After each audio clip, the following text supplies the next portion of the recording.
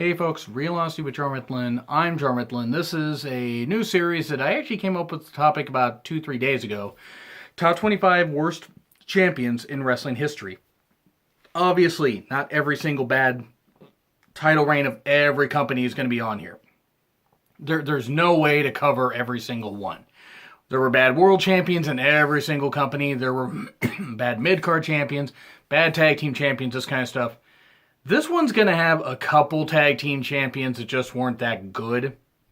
But honestly, it's going to focus a lot on singular champions. Because really, tag teams, it all comes down to either booking, injuries, or whether the guys are really all that good or not. And I mean, sometimes it's a combination of all three. I do want to give a special mention. He's not on the list, so he would have been number 26. Because of longevity, I didn't put him on here. But the Honky Tonk Man's Intercontinental title reign. Because I only remember how the guy lost it in a quick squash match to Ultimate Warrior, which, I mean, granted, I didn't really care for Ultimate Warrior, but he lost it quickly, and I always found that rather comical. I know he beat Ricky Steamboat in May of '87 to win it, and he's held it the longest of one singular reign at like 400, I think it's like 458 days or something like that. Something similar to that. I mean, I know it's like 453, 458. Could be 454. I mean, I'm not really sure on the exact number, but I do know that he held it for quite a while. I never really cared for Honky Tonk Man. I just never did. I just didn't care for him. But anyway, but basically because of longevity, I'm not going to put him on here. This is for a lot of the ones that were either really, really short or booked the worst, or the guys just weren't that good. Number 25, Kalisto as U.S. Champion, WWE U.S. Champion. You remember Kalisto as U.S. Champion? Because I actually had to think about it for a second. I had to remember, oh yeah, he beat Del Rio on a Raw, lost it back to Del Rio on a SmackDown, and then beat him at the Royal Rumble.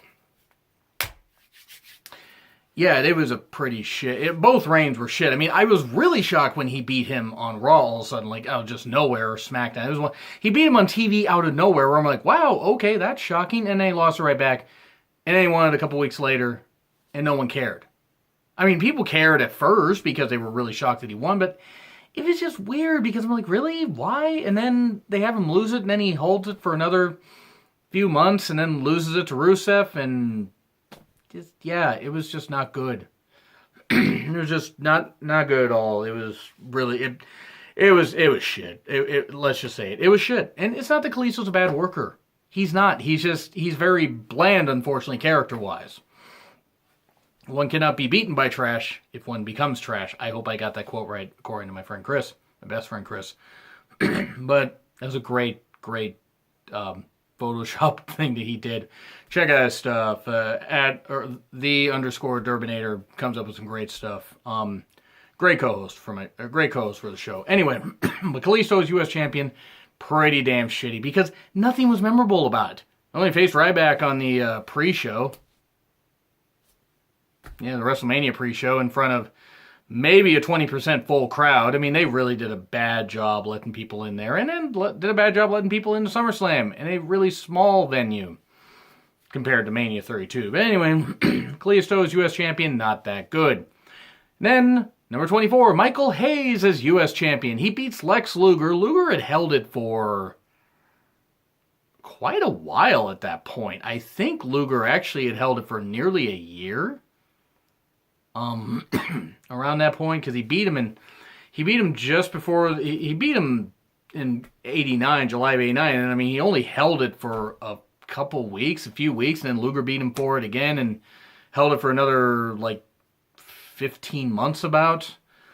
Hayes just is U.S. champion at that point. Hayes was never a great wrestler. Hayes was a great talker. I mean, I think even Hayes would agree he was never a great wrestler. He could talk people into the building. I will give him that much credit. But yeah, just such a short reign and so pointless, and it came out of nowhere. And when Hayes is having to help carry Lex Luger to a good match, that's not necessarily a recipe for a very good match or a very good title reign. So yeah, Michael Hayes gets a mention for just, well, he's a genuinely shit wrestler. I mean, he just is. It just is. He's like, you know, he's remembered as one of the great. He's remembered as one of the greatest talkers, but I can't name really one good match he was part of. I mean, except against part of the Freebirds against Von Erichs. But that was because those weren't really wrestling matches. They were straight up fucking fights. And they were good. It was a great rivalry, by the way. Check out some World Class Championship Wrestling on the network if you haven't gotten a chance. I used to follow this channel that had a whole bunch of archived footage of World Class Championship Wrestling. Unfortunately, I think the channel got kind of shut down because all the videos were off. That's a shame because the guy had a lot of really classic stuff. Anyway, number 23, the Vaudevillains as NXT Tag Champions. I feel so bad for putting them on here. I mean, I was going to put Blake and Murphy on there because I forgot all about Blake and Murphy being a tag team, but which is a shame because they actually weren't a bad tag team, and neither were the Vaudevillains. But they won them literally out of nowhere, like at NXT TakeOver Brooklyn 1, and then lost them within a few months to the Revival, shortly after the Revival had debuted, which was fine. I mean, the Revival were a great team and certainly carried the belts better, but I can't remember anything special about the Vaudevillains as champions, which is sad because for a time that gimmick was really, really over. And I thought they really could work as babyfaces, and then they didn't, and then they got turned back to heels, and then they didn't get used on the main roster at all, except when Enzo got injured. I believe it was Payback. It was Payback or Extreme Rules. It was one of the two. That must have been what knocked Enzo loopy and made him into an asshole, because the rope somehow managed to out-wrestle him. But anyway, the Vaudevillains just... It's such an unmemorable tag team title reign. And it's sad because Aiden English and Simon Gotch are really good wrestlers. And that was a gimmick I really enjoyed and I was hoping would get over on the main roster. I didn't think it would. Sadly, it didn't. But this is one where I'm like, yeah, well, okay, I can see why that didn't work. That's just pretty much why it's on there. Number 22, Vince McMahon is ECW champion. I know you guys were probably expecting me to rank this one a lot higher, and I'll tell you why I didn't. Because it was at least comical, because by that point, the ECW title didn't mean shit. It didn't mean anything. The reboot of ECW was already bare. It went about as well as the launch of the Challenger. I'm just saying, it literally went up in a puff of smoke and an explosion really, really quickly. RVD getting suspended didn't help. Big Show being as bloated as fuck and unable to really work, that didn't help either. I mean, and it wasn't the Big Show was a bad champion, but they had to call an audible because RVD got suspended. And then Lashley became the champion. That didn't fucking work. Because at the time, even though Lashley was a great athlete, he was very green. And, yeah, I mean, he's doing great in Impact Wrestling now and has been doing great in Impact Wrestling for a number of years. But, Vince McMahon then manages to beat him. You know, I mean, it was, of course, with all kinds of overbooking and shenanigans in the world. But Vince McMahon's ECW champion, he was ECW champion longer than some guys that were ECW originals. I mean, how scary is that? Seriously, how scary is that? Yeah, Vince, of course, wearing the do-rag because he got his head shaved and trying to act all street and everything, and it was such shit. It's almost comical now thinking about it, just how bad it was. But yeah. Vince is ECW champion. I mean, what was this? Like, what even was? I mean, ECW, WWE, ECW, WWE, ECW. It spiraled out of control by that point. It was such a bad idea. It was so bad. Though, it did lead to Lashley managing to beat Vince. And then he was stripped of the title a little bit later. And then they were going to have Benoit win it. And then we saw how well that went. But back to Vince, it was silly, it was ridiculous, it was just ridiculous because he held it for like 6 weeks? 6 weeks, maybe almost 8 weeks? I mean, how sad is that? Seriously, how sad is that? I mean, really, really ridiculous that he would manage to hold the title that long. That was pretty silly. Number 21, Mick Foley is TNA champion. Look, Mick Foley is one of the biggest overachievers ever. And I don't mean weight-wise, I mean biggest overachievers. The fact that he could wrestle but had to put his body on the line and do a whole bunch of crazy shit to get over and do things to his body where he had to retire from full-time competition at the age of 34, which was just scary. I mean, he wrestled a little bit in 2000 after retiring, like one match. But he wrestled sporadically since then. And then after 2008, or sometime in later 2008, went to TNA. he had a handful of matches. Now, admittedly, I didn't mind the match between Foley and Sting at Lockdown 2009. I thought, considering, all things considering, it actually wasn't too bad of a match. Honestly, it really wasn't that bad of a match. The problem is Foley is TNA champion, and then they turned him heel, and he didn't really defend it, and he had short matches, and then they booked him in a match, the King of the Mountain match, where he didn't actually have to be pinned or didn't have to be beaten straight up for the championship, and it was just a way to get the title off of him. Foley, at that point, if they had left it at the Lockdown match, that would have been fine. If he had lost to Sting, that would have been fine. But they didn't. It was bad. It was so bad, guys. I mean, Foley should not have been TNA champion at that point. That was when things were starting to go off the rails for him. Even though 2009 was still a pretty good year, somewhat creatively, they were having some pretty damn good matches. In the Main Event Mafia, I thought, was a really good faction. And the talent did the best they could, despite the fact Russo was torpedoing everything. Like the thing with Dr. Stevie and Abyss. Two great talents, and that whole thing got mucked up. Hear Jim Cornette cut interviews about that and talk about that stuff. Oh my God, it's great. It's just great stuff. Great to hear about his time in TNA Impact Wrestling. Now it's Impact Wrestling, back to Impact Wrestling. It's not Global Force Wrestling anymore, which means they need to get new titles. Ed Nordholm bought a lemon. He really did. It's just really sad that Jeff Jarrett screwed him over, because he had to screw somebody over. I don't think Jeff Jarrett's coming back to TV, and I don't think he ever should. I really hope that, I know this is a bit of a tangent here, I really hope Impact can be saved. Because I really feel bad for the talents, I honestly do. But anyway, Foley is TNA champion, pretty rubbish. Then we go to number 20, Hornswoggle as the last WWE Cruiserweight champion of that era until they rebranded it 9 years later. Look. Hornswoggle had to overcome the obvious height disadvantage. Hornswoggle did the best he could. He was a comedy act. He did his job. He did it well. And he wasn't too bad. He did hit a pretty nice splash off the top, especially for a little guy. That had to be pretty scary for a little guy to get up on the ropes and do that. So I give him credit for that. He should have never been Cruiserweight champion. It was ridiculous that he was. It was Great American Bash 2007. Cruiserweight Invitational, or Cruiserweight Open, or something like that, or whatever it was. Anybody under the, the weight limit, or at or under the weight limit could be available. And Hornswoggle ran in the ring just as the bell rang. So he was eligible. And then he hit under the ring. And then hit a tadpole splash at the end. And won. And everybody's just watching. I remember actually ordering the pay-per-view. And I'm watching it with my friend. And we're like. I'm like, okay. They just killed the Cruiserweights. They were already killing the Cruiserweight division anyway. Even despite the fact Gregory Helms had held it for about 13 months from Royal Rumble 06 to No Way Out 07. And Chavo, and they still had some great Cruiserweight talents, and then they give it to Hornswoggle. Who, look, was just cast in a role. That was a role for him to do, but it was just stupid. And then they ended up, disbanding the Cruiserweight division and retiring the title, and we didn't see it for 9 goddamn years. And now they've given it to a horrible guy that will be mentioned later in this list, Enzo Amore, where it's going to be buried even further. Enzo is worse than Hornswoggle, because at least Hornswoggle was a fun train wreck. Enzo's like a guy on trucker speed that's beyond annoying. Actually, he's like a lot of meth heads that are around Washington.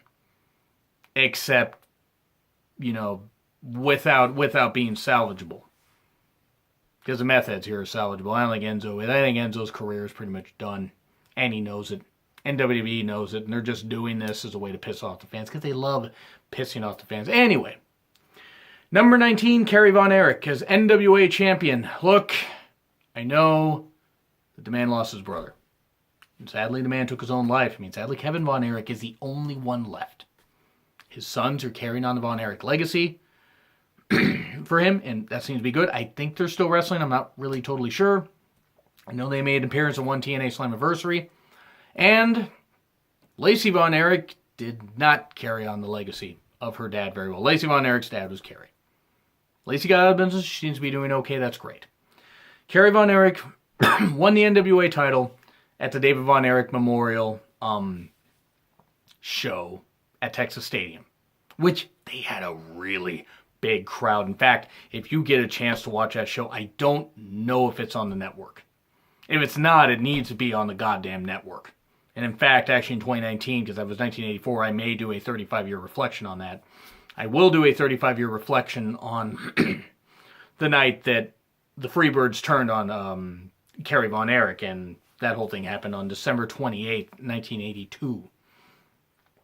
Which, I got a lot of reflection shows to do. But anyway, Kerry Von Erich was the most gifted physically of the guy, of everybody. He looked like the type of guy Vince would have taken. And Vince did take him. Unfortunately, he did have that foot injury. Well, he had one foot and had a prosthetic foot because of a motorcycle accident. But before that, he was NWA champion. He beat Ric Flair at the David Von Erich Memorial Memorial show.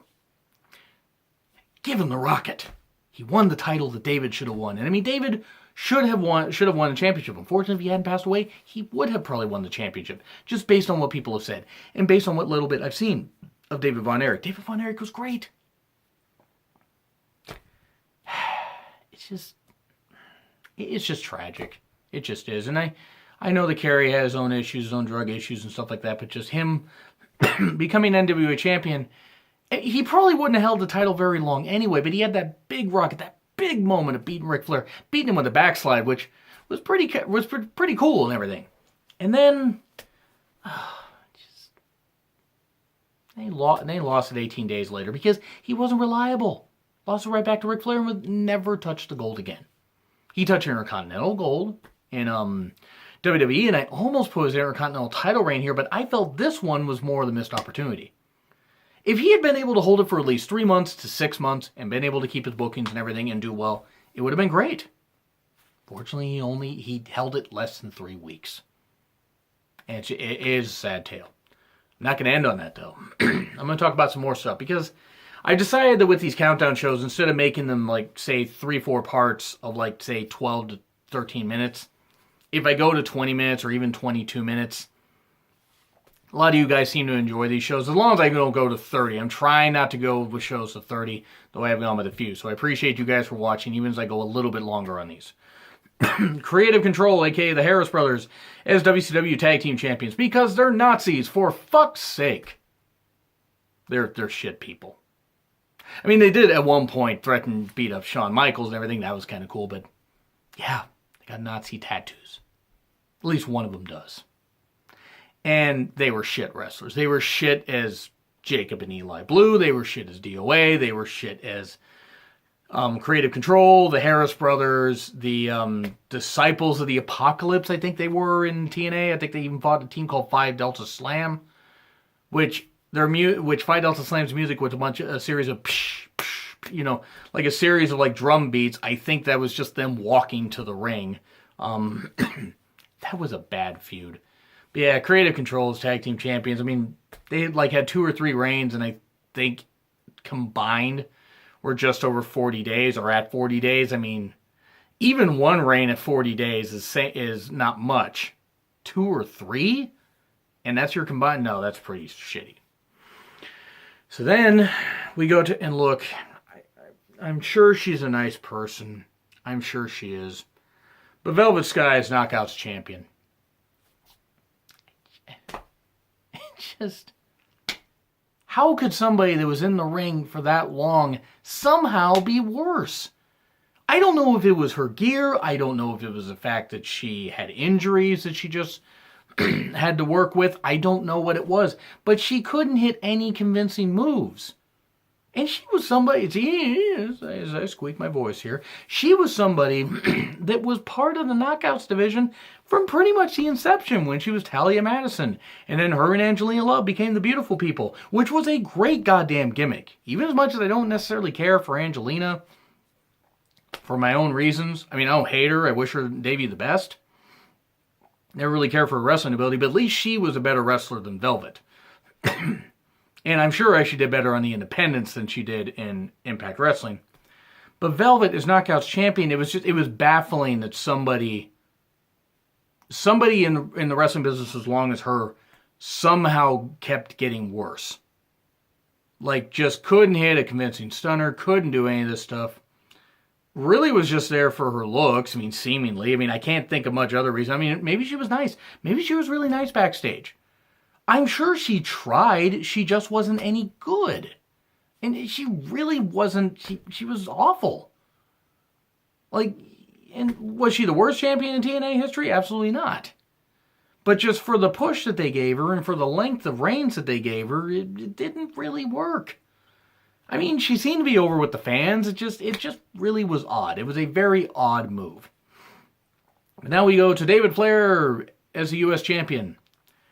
David Flair was fucking terrible. I've tried making excuses. I mean, yeah, he shouldn't have been pushing the ring too soon. Should have been brought along, slower and stuff like that. But the fact that they put him in the ring, okay, you put him in the ring. Then you give him the U.S. title. Oh, it's a title his dad held. It's a title many people held. Great. He's not his dad. Stop trying to treat him like he's his dad. Sure, you're going to compare him to his dad, but if you don't make him carve out his own niche, like Charlotte, and I want to be fair to Charlotte, because Charlotte has carved her own niche, even if they keep making her be a little too much like her dad, whatever. They're kind of between a rock and a hard place. If they don't make her woo like her dad, and make her do a few things, then they're going to think fans are going to think they're ignoring history. And if they do have her do all that stuff, they're going to think that they're just having her try to be a copy of Rick. WWE can't win. But anyway, David Flair, he was shit. He was just shit. He couldn't work. The crazy gimmick is about the best thing that he could do. Because it fit. I imagine he probably went fucking crazy working at WCW. I know I would have. They probably wanted him to live up to his dad's name and he couldn't. And that's not his fault. That's honest to God not his fault. But giving him the U.S. title just degraded it even more at that point. Even though by the time he won the title, all titles in WCW were degraded. And no matter who won them, the legacy of them was tarnished. Now, the WCW Championship wasn't quite tarnished yet, because they had to wait till 2000 before that happened. Because of a goddamn devil named Vince Russo, devil booker at least. And that's what he is. Named Vince Russo decided to just make himself champion. I wonder if that's going to make an appearance later in the countdown. David Flair's U.S. champion was shit, though. And then we move on to the final one of this show. Number 15, Renegade is a TV champion. I've covered him before, so I'm going to be brief. The guy he tried. He hit a pretty good top rope splash. Pretty impressive for a guy that size. He was saddled with one of the worst gimmicks in the world, being a ripoff of the Ultimate Warrior. And he was given a meteoric push right away. It was pulled out from under him, and then he was basically made a jobber for the rest of his career. And then sadly took his own life in '99. And I'm not trying to make light of that. That is terrible. The thing is, he was a terrible TV champion because they gave it to him, the crowd didn't really care. The crowd booed. And because they felt that, oh, this guy's getting a push, even if Warrior had come into WCW, do you really think that would have worked? I don't think so. I think it would have been absolute shit. Renegade at least could kind of wrestle. What could Warrior do? Oh yeah, that HGH and them roids, though. Or HGH is a pill, fuck if I know. Only Warrior would know. Only Warrior would know if he put his heart into it. Oh, let's move on. Renegade, though, not good. Just not good. It just overall not good. And it wasn't his fault. But it just didn't work. It didn't work at all. It was truly awful and not a good time for the TV championship. Anyway, that's what I gotta say, folks. So that is the first part of my top 25 worst champions of wrestling history. Might end up doing just one more part, maybe two more parts. What do you guys think so far? Do you agree, disagree with people I put on here? People that you would like to see on here. And if you guys have your own YouTube channel, I encourage you to make your own shows. Anyway, like, share, comment, subscribe. Twitter link is in the description. It's been Real Honesty with John Ritlin. I'm John Ritlin. I will see you soon.